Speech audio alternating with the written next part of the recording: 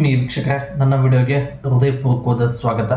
ವಿಷಯ ಏನಪ್ಪ ಅಂದರೆ, ಯುವ ನಿಧಿ ಫಲಾನುಭವಿಗಳಿಗೆ ಕೆಲವೊಂದಿಷ್ಟು ವಿದ್ಯಾರ್ಥಿಗಳಿಗೆ 12,000, 6,000, 3,000 ಅಮೌಂಟು ಕ್ರೆಡಿಟ್ ಆಗಿದೆ. ಬಟ್ ಇನ್ನು ಕೆಲವೊಂದಿಷ್ಟು ವಿದ್ಯಾರ್ಥಿಗಳಿಗೆ ಅಮೌಂಟು ಕ್ರೆಡಿಟ್ ಆಗಿಲ್ಲ. ಕ್ರೆಡಿಟ್ ಆಗಿರುವಂಥ ಅಮೌಂಟು ಯಾವ ತಿಂಗಳದ್ದು, ಉಳಿದಿರ್ತಕ್ಕಂಥ ಅಮೌಂಟ್ ಯಾವಾಗ ಕ್ರೆಡಿಟ್ ಆಗುತ್ತೆ, ಯಾವ ವಿದ್ಯಾರ್ಥಿಗಳಿಗೆ ಯುವ ನಿಧಿ ಅಮೌಂಟು ಸ್ಟಾಪ್ ಆಗಿದೆ, ಮತ್ತು ಹೊಸದಾಗಿ ಅಪ್ಲಿಕೇಶನ್ ಹಾಕಿರ್ತಕ್ಕಂಥ ವಿದ್ಯಾರ್ಥಿಗಳು ಯುವ ನಿಧಿ ಹಣ ಬಂದಿಲ್ಲ ಅಂದರೆ ಅವ್ರು ಏನು ಮಾಡಬೇಕು, ಇಷ್ಟು ವಿಷಯವನ್ನು ಸ್ಪಷ್ಟವಾಗಿ ತಿಳಿಸ್ಕೊಟ್ಬಿಡ್ತೀನಿ. ಮೊದಲನೇದು, ಯಾರಿಗೆಲ್ಲ 12,000 ಅಮೌಂಟು ಕ್ರೆಡಿಟ್ ಆಗಿದೆಯಲ್ವಾ, ಇವರಿಗೆ ನವೆಂಬರ್ ಮತ್ತು ಡಿಸೆಂಬರ್ ತಿಂಗಳ ಜನವರಿ, ಫೆಬ್ರವರಿ, ಮಾರ್ಚ್ ಈ 4 ತಿಂಗಳ ಅಮೌಂಟು ಪೆಂಡಿಂಗ್ ಇತ್ತು. 4 ತಿಂಗಳ ಅಮೌಂಟು ಒಟ್ಟಿಗೆ 12,000 ಅಮೌಂಟು ಕ್ರೆಡಿಟ್ ಆಗಿದೆ. ಡಿಗ್ರಿ ಮುಗಿದವರಿಗೆ 12,000, ಡಿಪ್ಲೊಮಾ ಮುಗಿದವರಿಗೆ 6,000. ಇನ್ನು ಕೆಲವೊಂದಿಷ್ಟು ವಿದ್ಯಾರ್ಥಿಗಳಿಗೆ 6,000 ಮತ್ತು 3,000 ಅಮೌಂಟು ಬಂದಿದೆ. ಇವರಿಗೆ ನವೆಂಬರ್, ಡಿಸೆಂಬರ್ ತಿಂಗಳ ಅಮೌಂಟು ಕ್ರೆಡಿಟ್ ಆಗಿತ್ತು. ಜನವರಿ, ಫೆಬ್ರವರಿ ಮತ್ತು ಮಾರ್ಚ್ ತಿಂಗಳ ಅಮೌಂಟು ಪೆಂಡಿಂಗ್ ಇತ್ತು. ಜನವರಿ, ಫೆಬ್ರವರಿ ತಿಂಗಳ ಅಮೌಂಟು ಸೇರಿ ಡಿಗ್ರಿ ಮುಗಿದವರಿಗೆ 6,000 ಮತ್ತು ಡಿಪ್ಲೊಮಾ ಮುಗಿದವರಿಗೆ 3,000 ಅಮೌಂಟು ಕ್ರೆಡಿಟ್ ಆಗಿದೆ. ಐ ಹೋಪ್ 12,000, 6,000, 3,000 ಬಂದಿರತಕ್ಕಂಥ ಅಮೌಂಟು ಯಾವ ತಿಂಗಳದ್ದು ಅನ್ನೋದು ನಿಮಗೆ ಸ್ಪಷ್ಟವಾಗಿ ಕ್ಲಿಯರ್ ಆಗಿದೆ ಅನ್ಕೋತೀನಿ.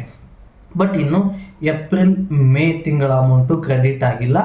ಯಾವಾಗ ಕ್ರೆಡಿಟ್ ಆಗುತ್ತೆ ಅಂದರೆ, ಇದೇ ತಿಂಗಳು 30ನೇ ತಾರೀಕು ಒಳಗಡೆ ಏಪ್ರಿಲ್ 1 ತಿಂಗಳ ಹಣ ಕ್ರೆಡಿಟ್ ಆಗುತ್ತೆ ಅಂತೇಳಿ, ಅದರ ಜೊತೆಗೆ ಮಾರ್ಚ್ ತಿಂಗಳ ಅಮೌಂಟು ಫಂಡ್ ರಿಲೀಸ್ ಆಗಿದೆ. ಮಾರ್ಚ್ ತಿಂಗಳ ಅಮೌಂಟು ಕ್ರೆಡಿಟ್ ಆಗುತ್ತೆ. ಏಪ್ರಿಲ್ ತಿಂಗಳ ಅಮೌಂಟು ಜೂನ್ 1ನೇ ತಾರೀಕಿಂದ ಫಂಡ್ ರಿಲೀಸ್ ಮಾಡ್ತೀವಿ ಅಂತೇಳಿ ಅಪ್ಡೇಟನ್ನು ಕೊಟ್ಟಿದ್ದಾರೆ. ಇದು ಮಾರ್ಚ್ ಮತ್ತು ಏಪ್ರಿಲ್ ತಿಂಗಳ ಯುವ ನಿಧಿ ಹಣ ಪೆಂಡಿಂಗ್ ಇರತಕ್ಕಂಥ ವಿದ್ಯಾರ್ಥಿಗಳಿಗೆ ಬಂದಿರತಕ್ಕಂಥ ಅಪ್ಡೇಟು ಸ್ನೇಹಿತರೆ. ಬಟ್ ಇನ್ನು ಹೊಸದಾಗಿ ಅಪ್ಲಿಕೇಶನ್ ಹಾಕಿರ್ತಕ್ಕಂಥ ವಿದ್ಯಾರ್ಥಿಗಳು ಯುವ ನಿಧಿಗೆ ಹೊಸದಾಗಿ ಅಪ್ಲಿಕೇಶನ್ ಹಾಕಿದ್ರಲ್ವ, ಇವರು ಸೆಲ್ಫ್ ಡಿಕ್ಲರೇಷನ್ ಮಾಡ್ಸಕ್ಕೆ ಬರ್ತಾ ಇಲ್ಲ.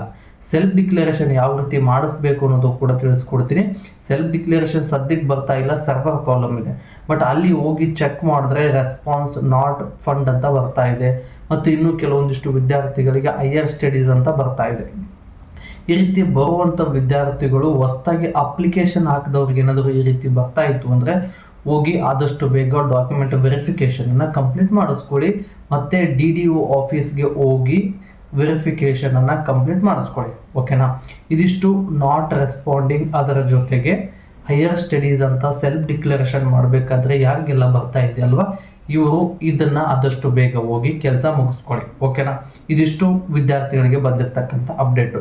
ಇನ್ನು ಕೆಲವೊಂದಿಷ್ಟು ವಿದ್ಯಾರ್ಥಿಗಳಿಗೆ ಯುವ ನಿಧಿ ಅಮೌಂಟು ಸ್ಟಾಪ್ ಆಗಿದೆ.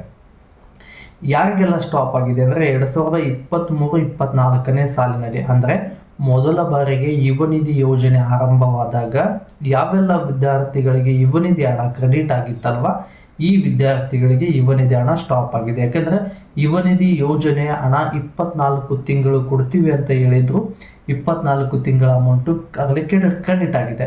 ಬಟ್ ಇನ್ನೂ ಕೆಲವೊಂದಿಷ್ಟು ವಿದ್ಯಾರ್ಥಿಗಳಿಗೆ 23 ತಿಂಗಳ ಅಮೌಂಟ್ ಬಂದಿದೆ, 22 ತಿಂಗಳ ಅಮೌಂಟ್ ಬಂದಿದೆ.